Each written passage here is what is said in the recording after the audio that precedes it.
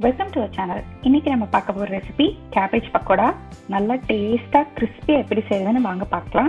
நம்ம channel subscribe பண்ணாதவங்க subscribe பண்ணிக்கோங்க. பக்கத்தில் இருக்க நோட்டிஃபிகேஷன் பெல் ஐகான் ப்ரெஸ் பண்ணி அதில் ஆல் அப்படிங்கிற ஆப்ஷன் செலக்ட் பண்ணிக்கோங்க.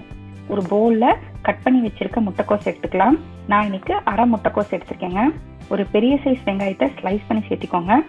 பொடியை நறுக்கிய கருவேப்பிலை, 1 டேபிள் ஸ்பூன் போல் இஞ்சி பூண்டு துருவின்னு எடுத்திருக்கேன். நீங்கள் இஞ்சி பூண்டு பேஸ்ட் வேணாலும் யூஸ் பண்ணிக்கலாம். நறுக்கிய பச்சை மிளகாய் 1, பொடியை நறுக்கிய கொத்தமல்லி இலை, 1/4 டீஸ்பூன் சோம்பு, தேவையான அளவு உப்பு சேர்த்துக்கோங்க. 1/4 டீஸ்பூன் கரம் மசாலா தூள், 1 டீஸ்பூன் அளவுக்கு மிளகாய் தூள் சேர்த்துட்டு கலந்து விட்டுக்கலாம். ஃபர்ஸ்ட் தண்ணி சேர்த்தாம எல்லாத்தையும் நல்லா கசக்கி விட்டு பிசைஞ்சுக்கோங்க. அதுவே நமக்கு லைட்டா தண்ணி விடும். இப்போ 1 கப் அளவுக்கு கடலை மாவு, 1/4 கப்பை விட கொஞ்சம் அதிகமா அரிசி மாவு, நான் 1/3 கப் எடுத்திருக்கேங்க. 1/4 டீஸ்பூன் பெருங்காயத்தூள் சேர்த்துட்டு கலந்து விட்டுக்கோங்க.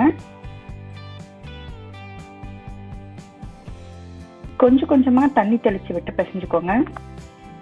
தண்ணியை அதிகமா ஊத்திடாதீங்க, அப்புறம் நமக்கு சாப்பிட்றதுக்கு போண்டா மாதிரி ஆயிடும். உங்களுக்கு வெளியே நல்லா கிறிஸ்பியா உள்ள நல்லா சாஃப்டா இருக்கணும்னா 2 டேபிள் ஸ்பூன் அளவுக்கு சூடான எண்ணெய் இல்லைன்னா உருக்கிய வெண்ணெய் சேர்த்து பிசைஞ்சுக்கோங்க. இந்த அளவுக்கு திக்கா நல்லா டைட்டா பிசைஞ்சு எடுத்துக்கோங்க. இப்ப நம்ம பக்கோடாவை போட்டுக்கலாம். எண்ணெய் நல்லா சூடா இருக்கணும். பக்கோடா போடும்போது மீடியம் ஃப்ளேம்ல வச்சு வேக வச்சுக்கோங்க.